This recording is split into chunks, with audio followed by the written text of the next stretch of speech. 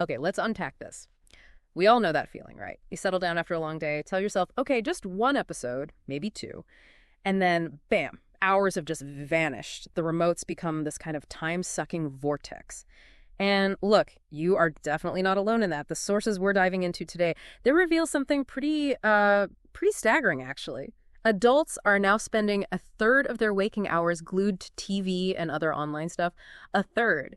It's kind of become the default way to wind down, almost without us even noticing. Indeed. And while, yeah, streaming gives us incredible access and comfort, there's this huge opportunity cost we often forget. Think about that, a third of your waking hours. That is a lot of time. Time where, you could be having enriching experiences, learning new things, maybe deepening connections.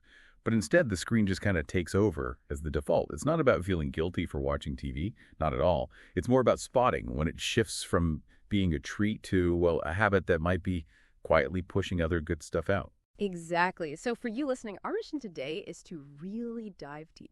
We've got two really insightful articles tackling this head on, and we've distilled them down into 7 powerful and honestly some surprisingly beneficial ways to reclaim those evenings. This isn't just about, stop watching Netflix. It's about finding genuinely more fulfilling downtime, sparking some new joy, getting some energy back, maybe even boosting your productivity. We're aiming for those aha moments, those little surprising facts and stuff you can actually do. Okay, so if we're talking reclaiming evenings, let's start somewhere maybe counterintuitive when you're tired. The kitchen, we've all done it, right? Staring blankly at a takeout menu. But your sources, they suggest our kitchens are these untapped gold mines, not just for eating, but for adventure, connection. So what's the idea here? Become culinary adventurers. That's a great way to put it, a powerful reframing, isn't it? The sources really highlight that making a great meal, it's not just about the end result on the plate. The whole process matters. There are just so many benefits wrapped up in it. You learn new skills, right? Build confidence in the kitchen. That's huge. It's a fantastic creative outlet, too, playing with flavors, textures. But what I think is really compelling is the social side. Imagine, treating your partner or family or making it a regular thing. Invite different friends over. Cook together. One article put it nicely. It's like achieving multiple goals simultaneously. You eat well, you learn, you connect. And hey, if it feels daunting, it doesn't have to be some gourmet feast. The articles mentioned just trying a new recipe from a cookbook. Or, if you're short on time or new to it, those meal kit boxes. Hello Chef and Kipson's got mentioned as good, user-friendly options. Takes the planning pressure off. The tasty reward is obvious, sure, but that sense of accomplishment and just being mindfully doing something, that's super recharging. That mindful doing. Yeah, that sounds like the perfect antidote to just passively scrolling or watching. Now, speaking of recharging, but maybe for your brain this time, here's where it gets really interesting. Remember the last time you actually held a physical book, felt the paper, got lost in a story? Turns out that simple thing, it's like a superpower for your well-being. We're talking about the profound power of reading, often overlooked. Oh, absolutely true. Yeah. And your sources dig into why it's so powerful. They highlight that reading fiction, specifically, is one of the most effective ways to slash stress. Get this, even more effective than going for a walk, apparently. Wow, really? More than walking? Yeah, because fiction pulls you into other worlds, engages your empathy. It's not just distractions, like a cognitive shift. Yeah. It actively pulls your brain away from worries and anxieties, sort of rewires your mood more deeply than just, physical movement might alone. Like the author Matt Haig put it, and it's a great quote, reading isn't important because it helps to get you a job. It's important because it gives you room to exist beyond the reality you're given. I like that. Room to exist beyond the reality you're given. Exactly. Lets you explore, understand different views, just be somewhere else for a bit.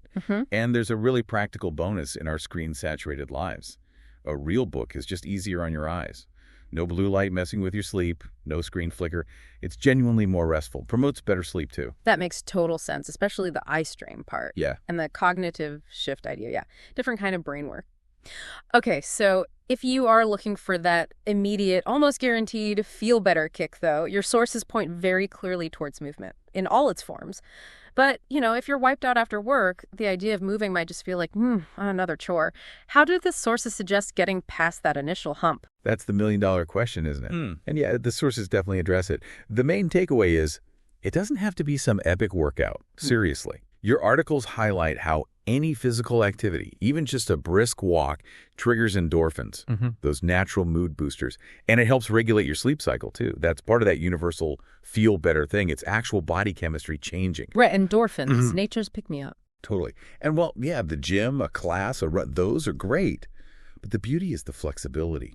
Simple stuff works wonders. A walk around the block after dinner, great for digestion, helps you wind down. You can stick a podcast on, or your favorite playlist, or just, notice the trees, the park, whatever's around. Plus, you don't even need to leave home or spend a penny. There are tons of free online yoga videos, Pilates, quick workouts.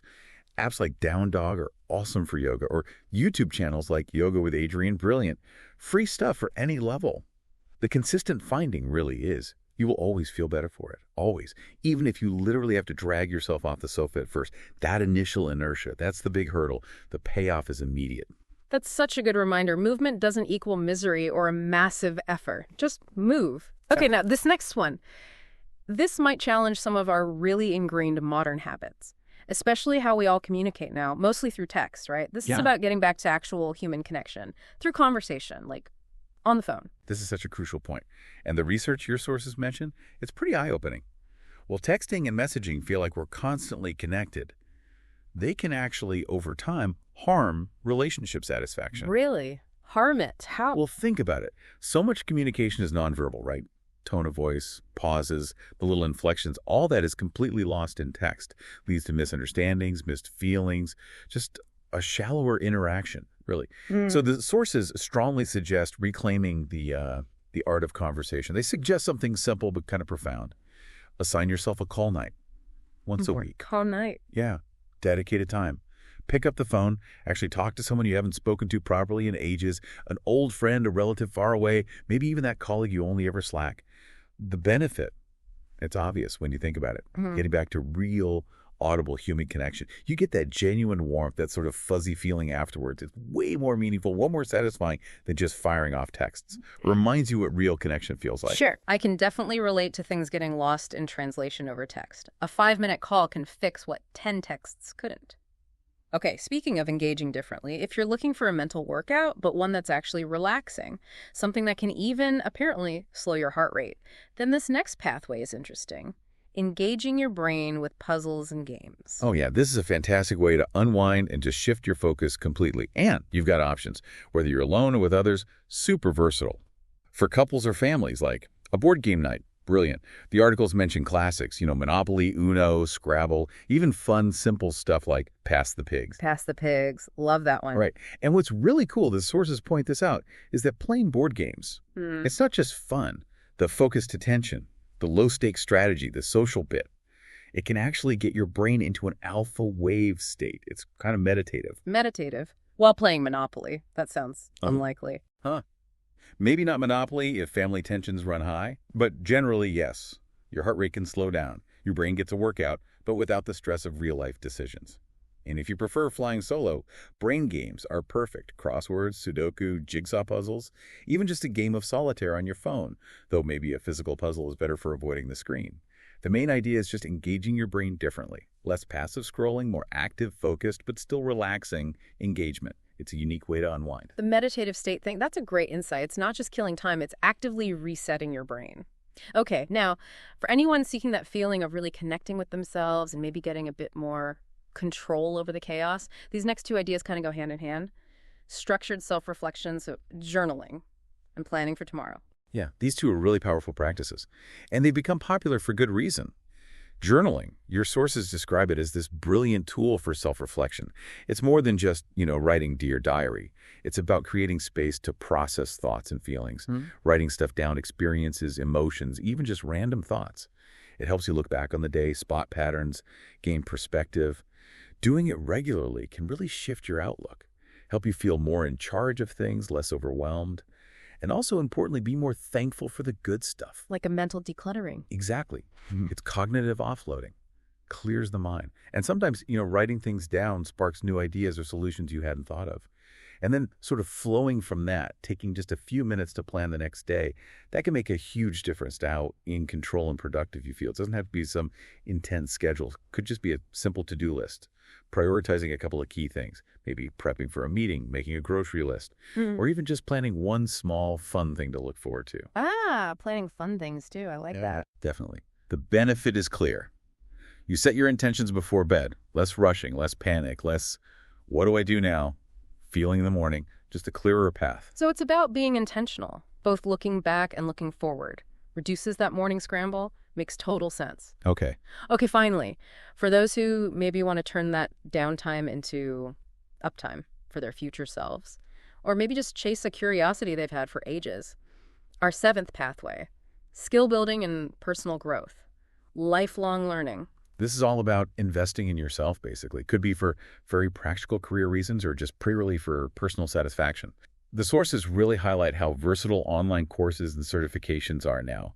On one hand, yeah, it could be totally work-related. You could skill up for that promotion, maybe get a certification to stand out, become more competitive, or even, lay the groundwork for a completely different career by starting a degree or diploma online.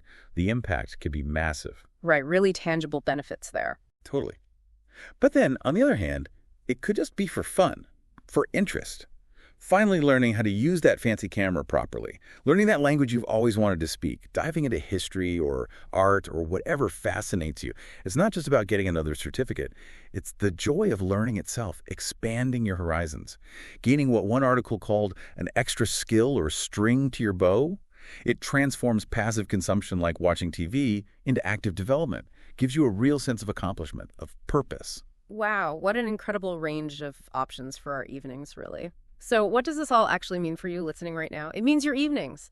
They are brimming with untapped potential, just waiting for you to dive in. We've covered turning your kitchen into a creative lab, rediscovering the deep calm of reading, moving your body to boost your mood, reconnecting with people meaningfully, engaging your brain with games, finding clarity through journaling and planning, even building skills for your future. It's a lot. The big message from your sources is really clear. This isn't about banning Netflix forever. It's about conscious choice. It's about trying new things out, tweaking your schedule a bit, experimenting to find what actually makes you happy, what makes your heart sing, as they say, what leaves you feeling genuinely recharged. If you try something and it clicks, great, do more of it. If it doesn't, no big deal. Don't beat yourself up. Just try something else from the list. The ultimate aim, as the articles put it so well, is to help you go to bed each night feeling good, with a happy heart, fulfilled, and ready for whatever tomorrow brings. And maybe this raises a bigger question for you to think about. If you really do commit to exploring even just one or two of these alternatives, what unexpected joys or hidden talents, or maybe even deep connections might you uncover?